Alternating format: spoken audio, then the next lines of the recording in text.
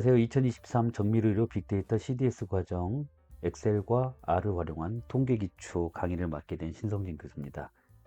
1차 시에는 우리가 기술 통계와 시각화 그리고 통계란 무엇인가에 대해서 간략하게 살펴보았고요.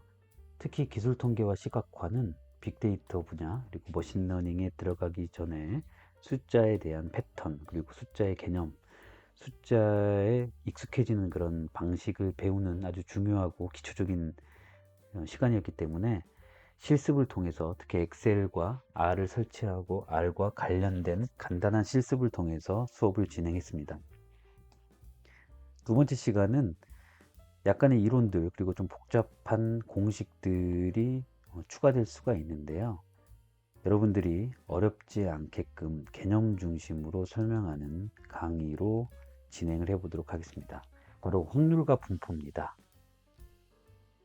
자, 그럼 확률이란 무엇인가, 분포란 무엇인가를 살펴보겠습니다. 머리가 많이 아프죠? 이 확률과 분포라는 이 단어만 들어도 몸소리 치시는 분이 있을 것 같아요. 저도 마찬가지입니다. 우리가 확률이라고 말하면 probability라고 이야기를 하고요. 분포는 distribution이라고 얘기를 합니다. 확률은 일종의 전체 사건이 일어나는 그 로또에 45개 숫자가 있으면 그 중에서 2번이 나올 확률, 그래서 45개의 숫자 중에 2가 나올 확률이니까 45분의 1처럼 어떤 사건들이 발생할 중에 경우의 수, 그리고 그 경우의 수 안에서 특정한 2라는 숫자가 나올 어떤 개수, 경우의 수와 이런 경우의 수를 상대적인 지표로 만드는 게 바로 확률입니다. 그리고 분포는 어떤 그 확률의 어떤 값들이 이렇게 1이 나올 확률, 2일 확률, 3일 확률 나올 확률, 4가 나올 확률, 5가 나올 확률, 45까지 했을 때 각각의 번호가 나올 확률이 45분의 1, 45분의 1, 45분의 1, 45분의 1 이렇게 계속 분포를 만들어 보면 45분의 1이 되겠죠. 여기가 y값이 1부터 45개의 각각의 숫자가 나올 확률들을 이렇게 연속적으로 모아 놓은 것들을 이쪽에 분포라고 말씀드릴 수 있겠습니다. 요 구체적인 내용은 뒤에서 말씀드리겠지만 확률과 분포는 어렵지만 또 어렵게만 생각하면 굉장히 어렵지만 우리가 개념만 생각했을 때는 아주 단순한 논리다. 세상에 일어나는 일들, 우리가 알고자 하는 연구의 대상들이 발생할 모든 가능성들을 한눈에 보게끔 시각화해 놓은 사고방식이다. 이렇게 이해를 하시면 될 것 같습니다. 그렇다면 우리는 왜 통계와 확률을 같이 배우는가 이런 고민이 들 거예요. 머리가 이제 이렇게 지끈지끈 아파오는 이 확률과 통계의 문제는 여러분들이 향후에 배울 이런 머신러닝 데이터들의 증부입니다. 이게 무슨 말이냐? 이 데이터는 타이타닉 데이터입니다. 타이타닉 호에서 타이타닉이 침몰했을 때 생존 여부를 예측하기 위한 데이터 세트인데요. 이 서바이브드가 생존을 했느냐, 죽었느냐, 생존을 했느냐. 입니다. 자, 그리고 성별이 남자냐, 여자냐, 나이는 22살이냐, 38살이냐. 이런 데이터를 분석한다고 했을 때 여러분들 확률하고 통계는 고등학교 책에 나오는 하나의 이론 공식이고 데이터는 데이터다 이게 아니라 이 타이타닉에 있는 데이터의 각각의 변수들 값, 즉 나이에 대한 거는 22살일 수도 있고 28살일 수도 있고 우리가 한 살부터 100살, 110살, 120살까지 우리 사람이 갖게 될 이 변수 값들을 하나하나씩 체크를 해 봤을 때 여기에 나와 있는 타이타닉 생존한 사람들 그리고 타이타닉을 탑승한 사람들은 22살, 38살, 54살, 2살 이렇게 나이의 값들을 하나씩 갖게 되죠. 나이가 될 수 있는 여러 가지의 경우의 수 중에 22살인 겁니다. 한 살부터 120살까지 여러 경우의 수 중에 35살인 겁니다. 이 각각의 데이터들의 데이터 값들 그리고 이 변수는 결국에 이 변수는 어떤 값들을 가질지에 대한 기준을 정해주는 거고요. 이 기준 안에서 이 값들은 다 바로 확률 값이라고 보면 되는 겁니다. 즉 전체 데이터에서 22살일 확률은 이라고 한다면 전체가 만약에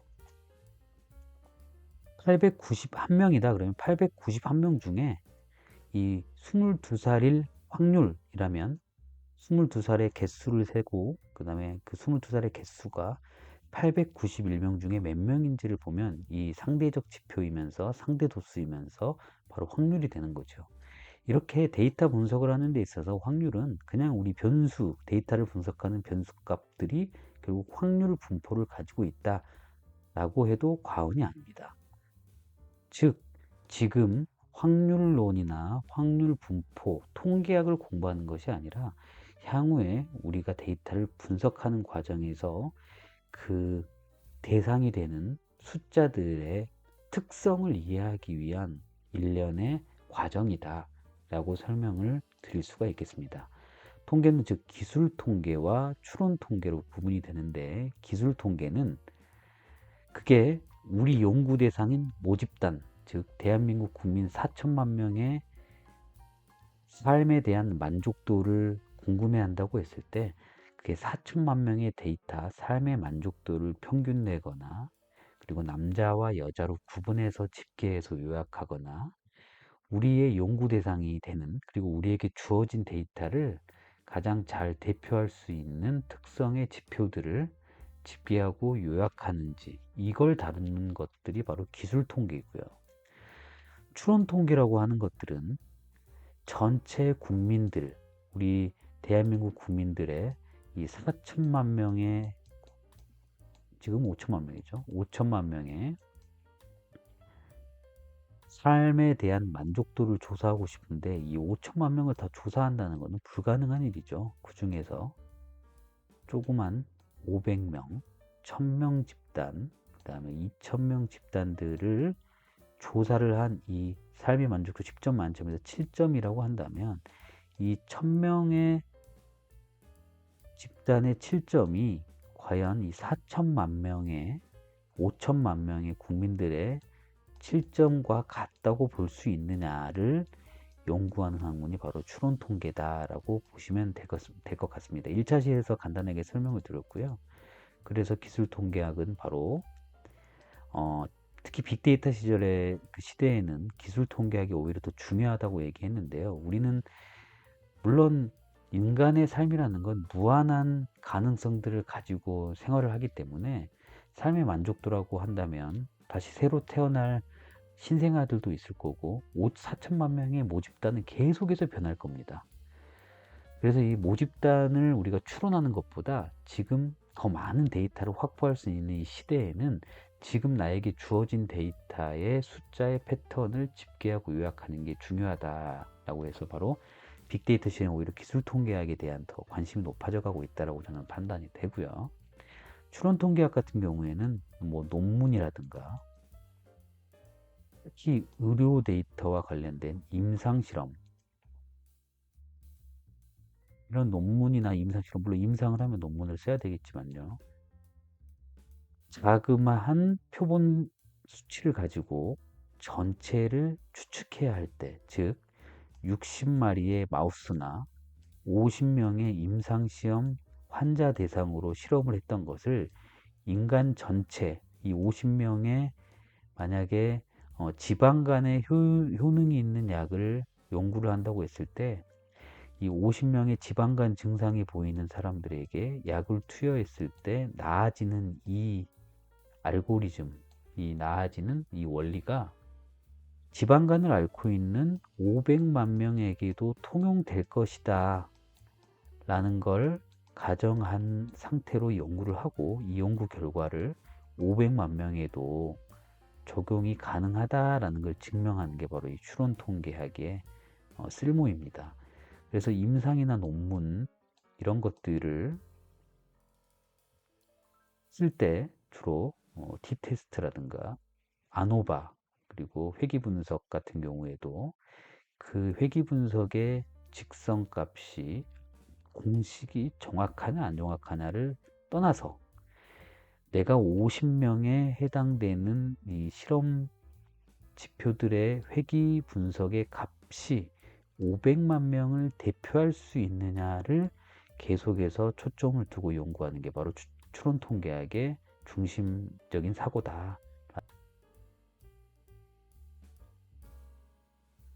라고 말을 할 수 있겠습니다.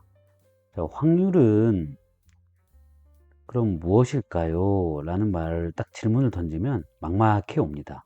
일단 추론 통계에서 분명히 확률이 굉장히 중요하다고 얘기를 했는데요. 뒤에 볼 확률 분포에 대한 설명으로 넘어가기 전에 그 확률에 대한 개념을 먼저 정확하게 좀 정리를 하고 가야 될 것 같습니다. 확률은 우리가 probability라고 하는 겁니다. probability와 비슷한 단어 중에 possibility라고 있는데요. 이 possibility는 바로 probability의 요인이 되는 하나의 개념이라고 보시면 될 것 같아요. possibility는 사건들의 모든 경우의 수입니다. 즉 동전을 던지는 실험이 있다고 하면 이 동전을 던지는 실험에서 possibility는 앞면, 뒷면, 그러니까 동전을 던졌을 때 나올 앞면과 뒷면의 이 사건들의 총 집합을 possibility라고 한다고 하면 probability는 그 사건들 중에 하나를 선택했을 때 나올 경우의 수, 상대적 경우의 수를 probability라고 얘기합니다. 즉 확률이라고 불려지는 거죠. 앞면이 나올 확률은 전체 앞면과 뒷면 나오는 두 가지 중에 한 가지이기 때문에 2분의 1, 즉 50%라고 말할 수 있고요. 이걸 바로 우리가 probability라고 한다. 즉 possibility와 probability의 관계는 이렇게 규정할 수가 있고요. 좀 더 쉽게 설명을 드리면 어떤 주머니 그리고 어떤 무대 공간에 공들이 여러 개 있다고 볼게요. 우리가 이 공을 선택한다고 했을 때 우리가 선택하는 것이 사건이 될 수 있지만 사건을 좀 더 구체화할 수가 있죠. 이 공의 유형들을 보면 벽돌 모양의 공도 있고 회색, 검정색, 빗금친 모양, 곤색 모양의 공이 있는데 우리가 이 벽돌 모양의 공이 나올 확률을 한번 구해본다 라고 한다면 이 벽돌 모양을 뽑는다. 여기서 이 벽돌 모양을 뽑는다 라고 하는 것이 바로 우리가 원하는 바로 사건이 되겠죠. 사건이. 그래서 이 벽돌 공의 모양이 나올 확률은 즉 벽돌 모양의 공을 뽑는다라는 사건이 나올 확률은 얼만큼이냐라고 보는 게 바로 probability 문제입니다. 이 probability를 알기 위해서는 바로 possibility를 알아야 되겠죠. 좀 공이 19개라고 하는 총 경우의 수가 있고 이 19개 중에서 4개가 바로 이 벽돌 모양의 공이고 그렇다면 19개의 공 중에 4개가 벽돌 모양의 공이기 때문에 14분의 9로 이 벽돌 모양의 공을 뽑을 확률로 계산을 할 수가 있겠습니다. 그렇다면 우리가 어떤 특정한 사건이 일어날 수 있는 가능성들을 모아놓은 이 표본 공간에서 나올 수 있는 유형, 여기에선 어떤 유형이 될까요? 바로 벽돌 모양, 검은 모양, 회색 모양, 빗금친 모양, 이 곤색 모양, 이것들을 우리가 공을 뽑았을 때 어떤 나올 모양을 사건이라고 본다면 나올 사건은 이 6가지가 되겠죠. 이런 사건들을 모아놓은 게 바로 확률 변수고요. 이 사건들이 나올 확률 값들을 이렇게 일렬로 배치하게 되면 바로 분포의 모양을 가지게 됩니다. 즉 확률 변수는 어떤 표본 공간에 가능성 있는 경우의 수에서 나올 각각의 사건의 유형들, 타이타닉 데이터라고 한다면 남자와 여자, 나이라고 한다면 1살, 2살, 3살, 5살, 10살, 이런 22살의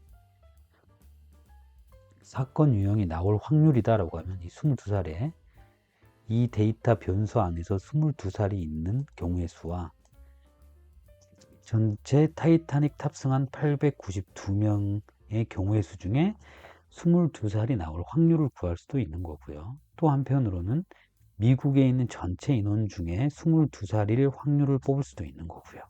이 possibility에 따라서 확률값은 계속 달라지기도 하고, 그리고 이 확률의 유형에 따라서 22살이라고 했지만 20대 1 확률은 이라고 한다면 또 달라지기도 하는 이런 숫자의 어떤 집계를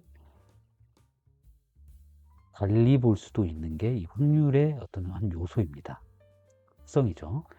자, 그랬을 때 우리가 기본 개념만 정리하자면 여기서 표본공간이라는 건 어떤 우리가 지칭하는 사건, 우리가 연구하고자 하는 사건이 나올 모든 것들을 다 집합해 놓은 공간이고, 이 공간 중에서 우리가 원하는 사건이라고 한다면 여기서 예를 들었지만 벽돌공이 나올 사건, 이것들의 유형들을 우리가 확률 변수라고 한다.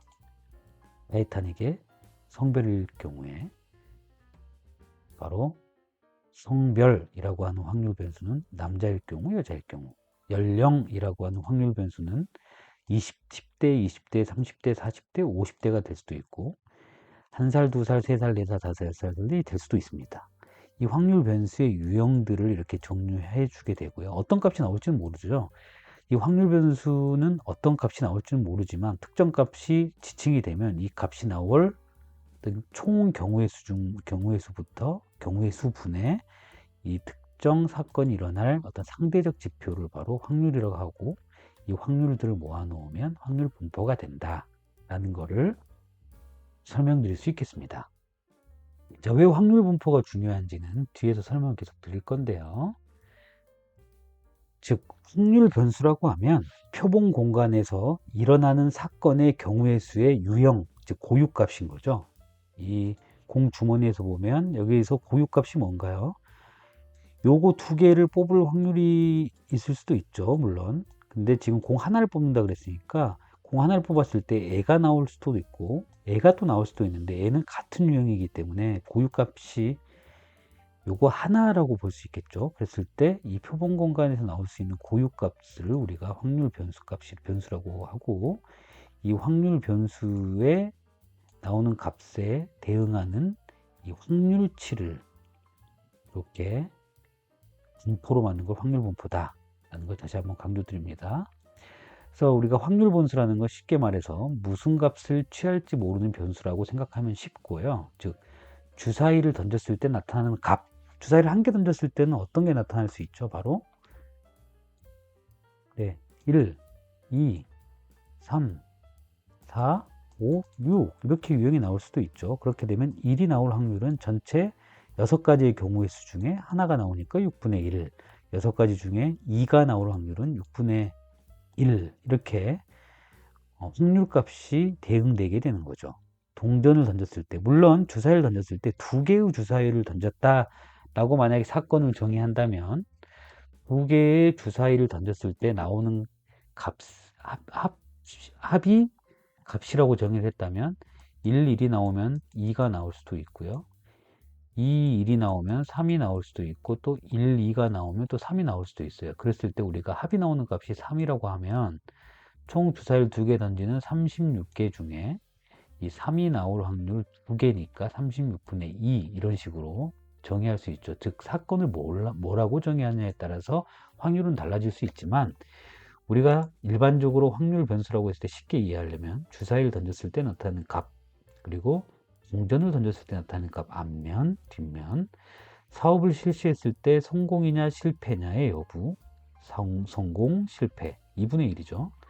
이메일을 띄웠을 때 수신이냐 비수신 여부냐 2분의 1. 타이타닉 데이터와 관련돼서는 여기 보시면 바로 생존을 안 했느냐 했느냐 이 두 가지의 확률 변수 값으로 나오게 되는 거죠. 전체 891명 중에 생존했던 1번의 값을 더하면 891번 중에 생존값이 뭐 400명이다 그러면 891분의 400의 확률로 이 타이타닉의 생존자 확률은 구성되어 있다. 이렇게 설명할 수가 있겠죠. 이렇게 주사위를 던졌을 때 나타내는 값을 확률 변수로 표기를 한다면 이렇게 나올 수가 있겠죠. 확률 변수는 주사위를 던졌을 때 나오는 고유값 1일 수도 있고 2일 수도 있고 3, 4, 5, 6일 수도 있다. 그런데 1이 나올 확률은 총 6가지의 유형 중이 아니라 6개의 경우의 수 중에 1이 나올 확률은 6분의 1. 이다라고 얘기를 할 수가 있을 것 같습니다. 자, 문제를 하나 한번 풀어볼까요? 어느 순간에 여러분들이 지금 시계가 있다면요, 집에. 어느 순간에 눈을 딱 들어서 시계를 쳐다볼 때 30분에서 40분일 확률을 구하시오 라고 한다면 우리가 확률 변수를 먼저 정의를 해야 되겠죠. 확률 변수는 시계 바늘의 눈금이라고 보면 되는 겁니다. 전체 시계가 딱 있는데 이 시계의 눈금이 일어날 수 있는 경우의 수는 어떻게 되나요? 0부터 분침이겠죠, 분침. 0부터 한 바퀴 쭉 돌아서 60분이니까요. 60분이니까 60개의 경우의 수가 발생이 될 수 있겠죠. 자, 근데 이 60개 중에 60분의 1, 60분의 1, 60분의 1인데 우리가 사건은 60분의 1의 하나로 규정을 할 수가 있습니다. 그런데 1분일 수도 있고 2분일 수도 있고 3분일 수도 있고 쭉 해서 60분 한 바퀴가 돌면 60분이 되는 거죠. 다시 12시로 돌아오면요. 이 중에서 30분이면서 40분일 확률은 30분도 되고 31분도 되고 32분도 되고 쭉 해서 40분까지의 확률을 각각 더하는 값이 되는 거죠. 즉 확률 변수는 1, 2, 3, 4, 60까지지만 이 60가지의 고유 유형 중에 30부터 40까지 나올 확률은 60분의 1로 동일하면서 우리가 30분에서 40까지 10가지니까 바로 60분의 1에서 곱하기 10을 하면 바로 6분의 1의 확률이 된다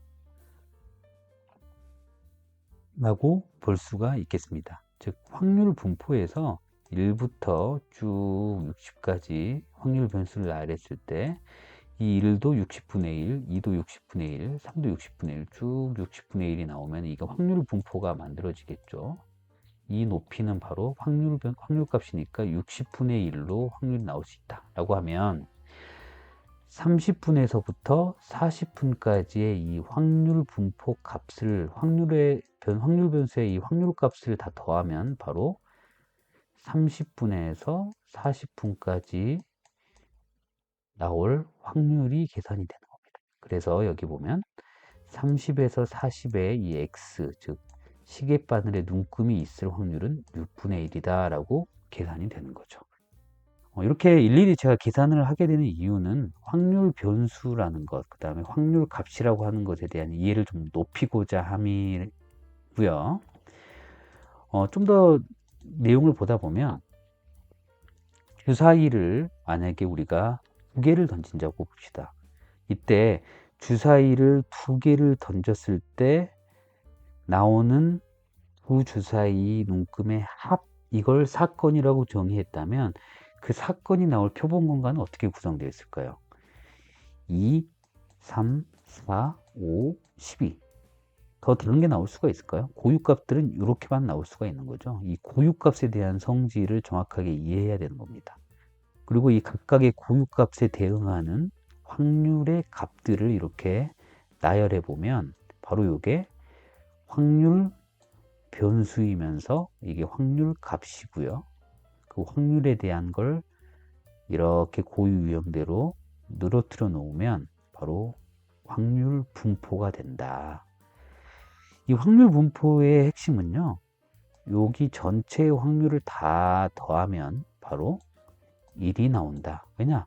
전체 경우의 수 중에 요거 하나 나올 확률, 전체 경우의 수 중에 요거 하나 또 하나 나올 확률이니까 다 더하면 전체 경우의 수 36가지, 주사위를 2개 던졌을 때에 36가지가 나오고 이 36가지 중에 하나씩이 다 36개가 있기 때문에 무조건 1이 되는 거죠. 즉 확률 분포를 다 모아놓은 이 확률 값들의 총개는 1이 될 수밖에 없다라는 겁니다. 1차 시간에 배웠던 히스토그램의 상대도수와 같은 개념이다 라고 보시면 될 것 같습니다. 자, 그런데 이렇게 확률 변수에는 2가지 유형이 있습니다. 자, 이산형 확률 변수라는 게 있고요. 연속형 확률 변수라는 게 있습니다. 이 이산형 확률 변수라는 거는 주사위 던지는 게임처럼 2번과 3번 이 고유값들이 딱딱 떨어질 수밖에 없는 변수의 유형들을 이산형 확률 변수다라고 얘기를 하고요. 2와 3 사이에 2.5가 있을 수도 있고 2.1이 있을 수도 있고 이런 연속된 끊임이 없는 실수들의 모임으로 확률 변수가 구성됐다면 바로 연속형 확률 변수라고 할 수가 있겠습니다.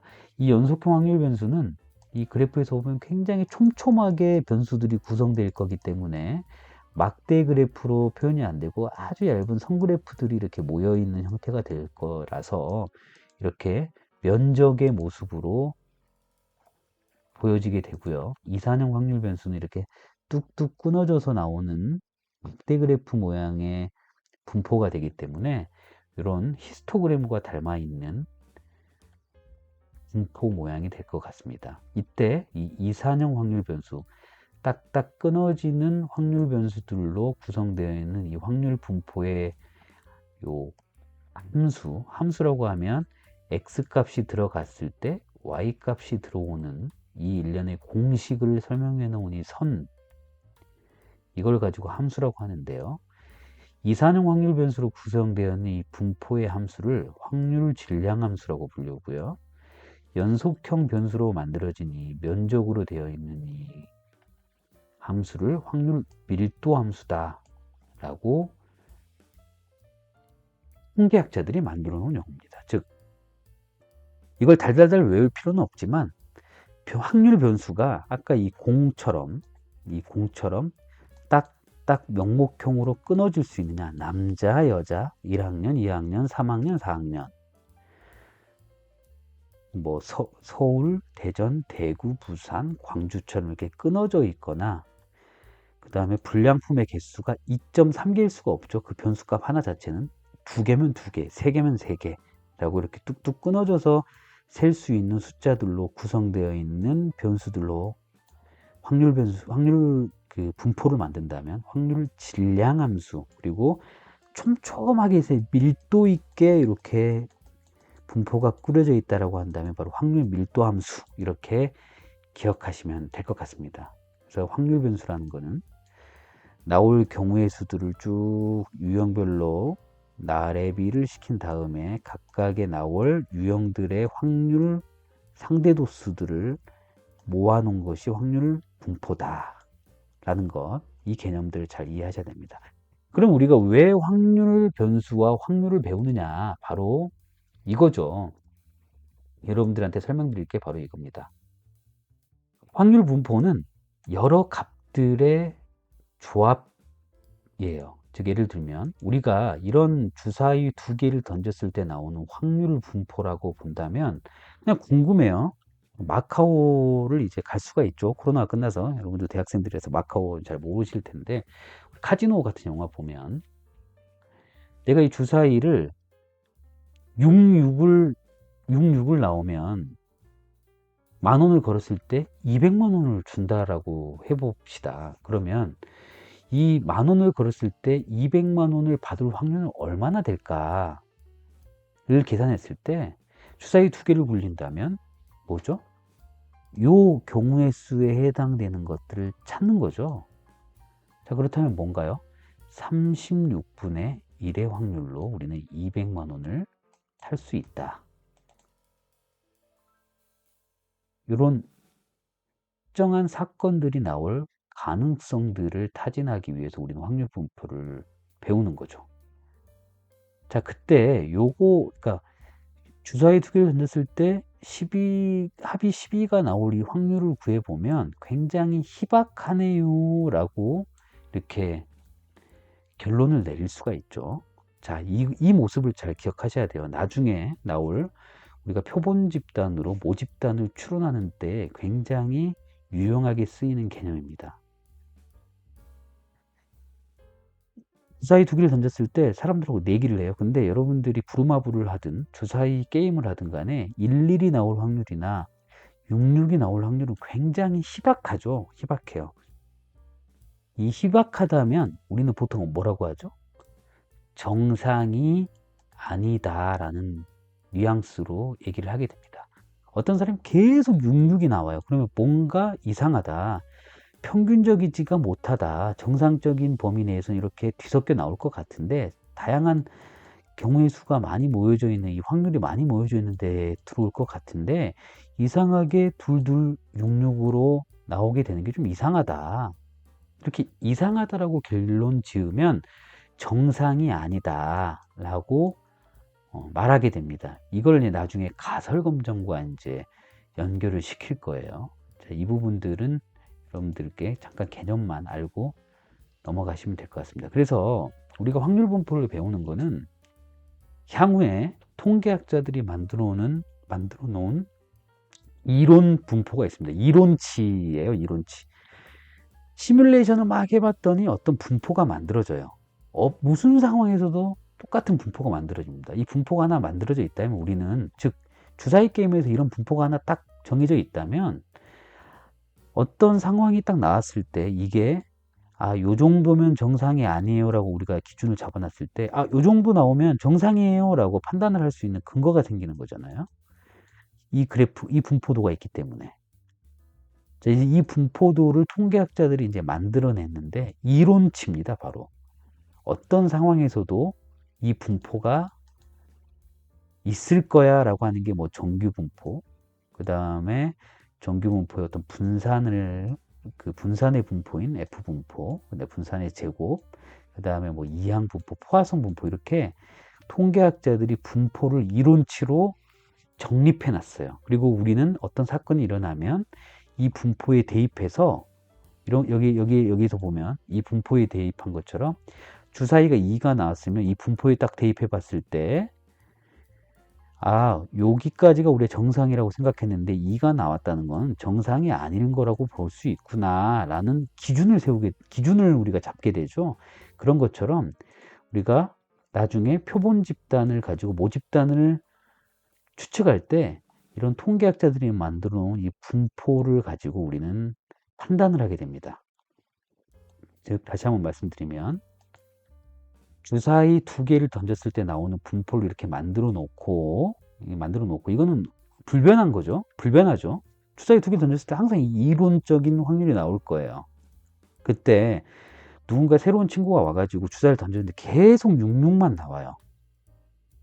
그러면 한번 딱 66을 던졌을 때 나왔을 때 뭔가 조작의 냄새가 나는데? 라고 판단할 수 있는 근거는 바로 이 분포가 있기 때문이다. 그래서 표본 분포라는 걸 이제 배우게 될 건데 그런 표본 분포는 바로 통계학자들이 만들어 놓은 이 이론 분포에서 어디에 위치하는지에 따라서 그 값이 정상이냐 비정상이냐를 판단할 수 있다. 그래서 우리는 이 확률 분포를 배우는 거다.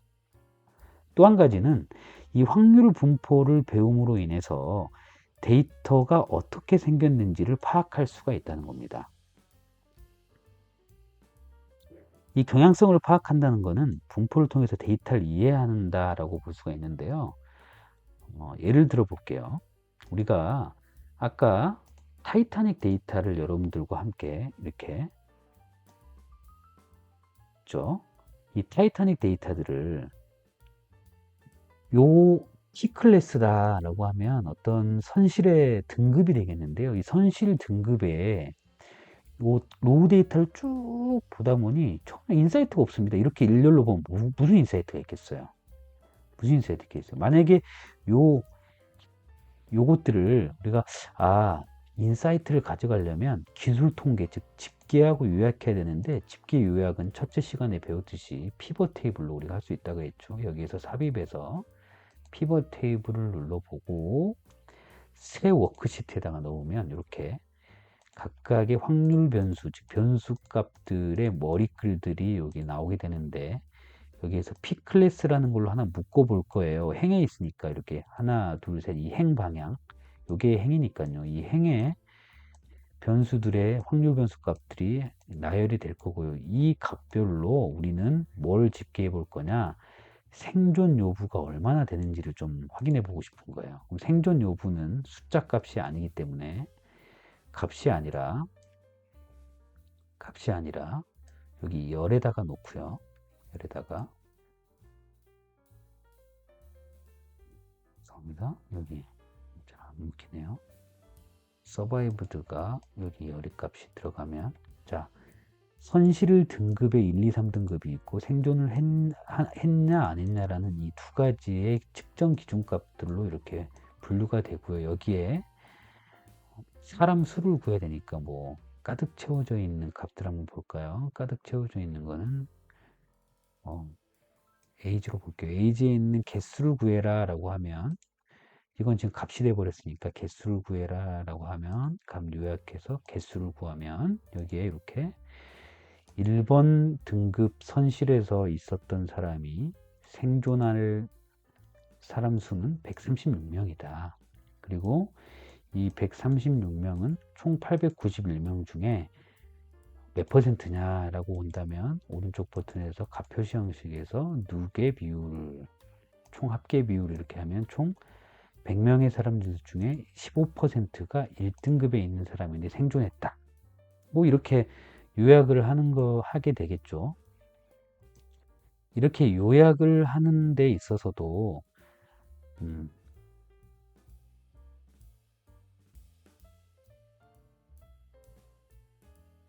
자, 우리가 이렇게 타이타닉 데이터를 본다고 합시다. 그러면 우리가 이 타이타닉 데이터가 이 상태라면 무엇을 뜻하는지 알 수가 없어요. 그렇기 때문에 기술 통계학을 가지고 요약하고 집계한다고 했는데, 우리가 확률 분포를 배우는 이유는 바로 이 분포를 보고 데이터의 경향성과 이해를 한다는 거죠. 자, 한번 생각을 해볼게요. 첫 시간에 우리가 배웠던 데이터에서 데이터 분석을 한번 해보겠습니다. 이 데이터 분석을 이렇게 눌러보면은요, 데이터 분석에서 통계 데이터 분석이죠. 여기에서 기술 통계법으로라고 해서 한번 입력 범위를 P클래스와 에이지, 에이지로 놓고요. 에이지에 D2부터 D892까지가 있고요. 요 방향은 열방향이고요. 죄송합니다. 여기에서 여기까지. 그리고 첫째 행은 이름표이기 때문에 이름표를 사용하는 거 하고요. 새로운 워크시트에다 결과값을 내보겠습니다. 요약 통계랑 평균에 대한 신뢰 수준 이 정도만 놓고 확인을 누르면은 새로운 시트에 이렇게 기술 통계량이 나오게 되는데, 이때 분산은 어떻고 표준 편차는 어떻고 이런 내용들이 나오게 되는 거죠. 이렇게 기술 통계량으로 볼 수도 있지만 분포를 보고 싶다라고 한다면, 제가 분포랑 가장 가까워 있는 그 시각화 툴이 뭐라고 했죠? 히스토그램이라고 했죠. 히스토그램을 한번 그려볼게요. 히스토그램을 한번 그려보도록 하겠습니다. 에이지에서 이 에이지의 히스토그램을 그리려면 삽입 버튼에서 여기 히스토그램 그리는 게 있습니다. 이렇게 히스토그램. 자, 이렇게 바로 히스토그램이 그려지는데, 이 히스토그램은 뭐라고 그랬죠? 이 전체의 확률 변수 값 중에서 0.42부터 5.12에 해당되는 나이에 있는 숫자들이 총 라벨 값을 추가를 하면 44명이다.